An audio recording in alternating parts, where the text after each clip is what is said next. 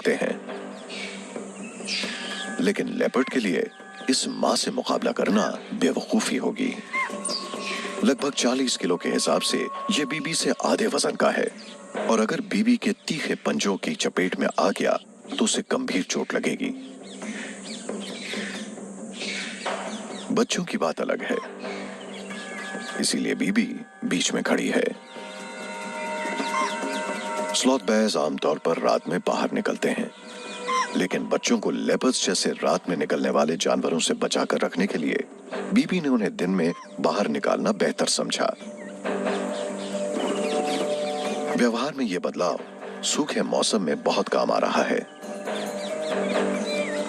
10 महीने की उम्र में बच्चों का वजन 40 किलो से ज्यादा हो गया है, और अब बीबी दोनों को एक साथ नहीं उठा सकती। अगर जरूरत पड़ी तो उन्हें खुद ही भागना होगा। दिन के उजाले में लेपर्ड साफ साफ दिखाई दे रहा है, और बहुत से दूसरे जानवर उस पर नजर रखे हुए हैं। इसीलिए कोई खतरा नहीं है, लेकिन वो वापस आएगा। मॉनसून के ना आने की वजह से शिकार के और कमजोर होने का इंतजार करेगा।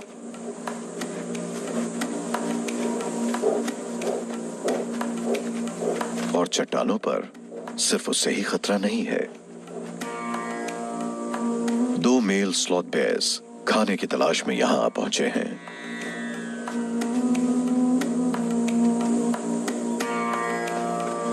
एक 140 किलो वजन के नर बीबी जैसी मादाओं की तुलना में 1/3 वजनी होते हैं, और उतने ही ताकतवर और गुस्सैल भी।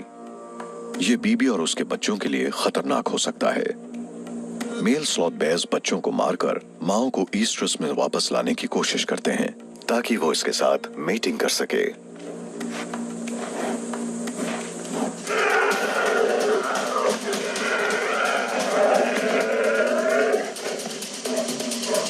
लड़ाई में तेज पंजे और बड़े दांतों से किया गया हमला कभी भी घातक सिद्ध हो सकता है।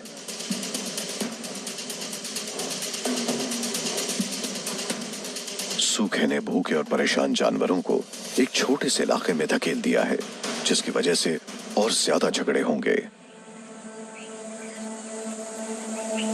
जुलाई का आखिर और बारिश आने में 2 महीने से ज्यादा की देरी हो गई है।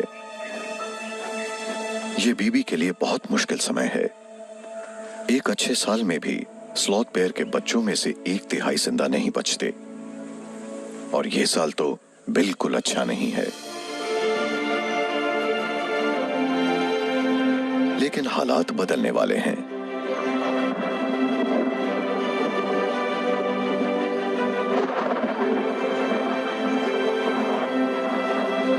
बादल, पहले कुछ बूंदें गिरी, फिर कुछ और अंत में मूसलाधार बारिश। मॉनसून आ चुका है।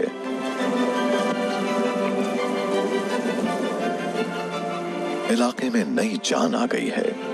पेड़ पौधे जानवर सब मौत के मुंह से वापस आ गए हैं। सभी को आखिरी मिनट में राहत मिली है। आने वाले हफ्तों में मॉनसून इलाके को बदल देगा। सूखा बेजान इलाका हरा भरा हो जाएगा। पेड़ बारिश में फलते फूलते हैं, फूल और फलों से लद जाते हैं।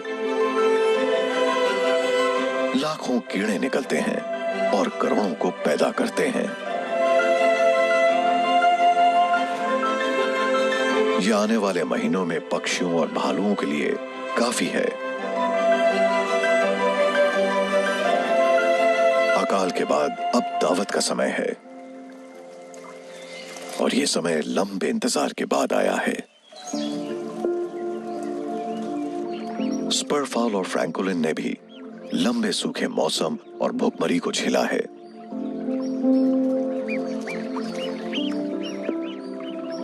और अब उनके चूजों का वजन बढ़ना शुरू हो गया है।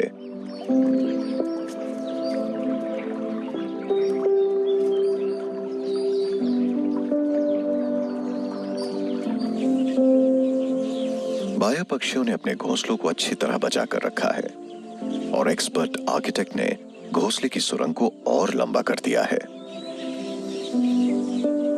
उनका परिवार पूरा हो चुका है। अंडे में से बच्चे निकल आए हैं। अब मेहनत करने की बारी फीमेल्स की है।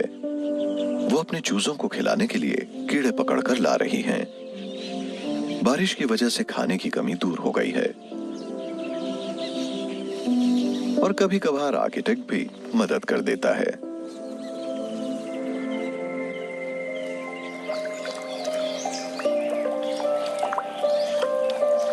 पत्थरों के बीच से होते हुए पानी फिर से बहने लगा है। पानी के इन गड्ढों ने एक बार फिर से चट्टानों को स्वर्ग में बदल दिया। इस वजह से पूरे इलाके से भालू और दूसरे जानवर यहां आ गए हैं।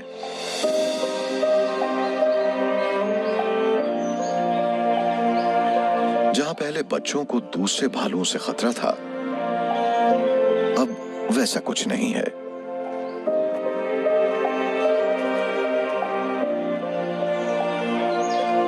खाने और पानी की कोई कमी ना होने से अब मेल्स ने भी एक दूसरे को सहना शुरू कर दिया है।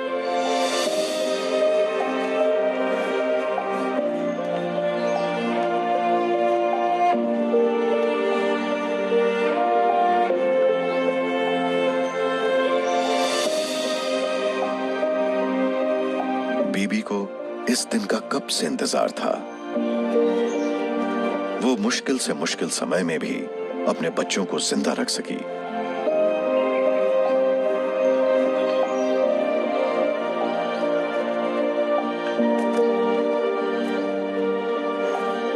ये उसके लिए बहुत बड़ी बात है। उसने उन्हें जीवन के सभी सबक सिखाए, कब और किस भालू से बचना है, किस जानवर से दूर रहना है और सबसे जरूरी, मुश्किल समय में खाना कहां ढूंढना है। बीबी अपने बच्चों की देखभाल अगले मॉनसून के शुरू होने तक करेगी, जिसे आने में अभी 9 महीने हैं। लेकिन उसकी देखरेख में बच्चों को जीवन की सबसे अच्छी शुरुआत मिली और जब वो मां को छोड़कर अपना जीवन शुरू करेंगे, तब वो उसकी चुनौतियों के लिए पूरी तरह तैयार रहेंगे।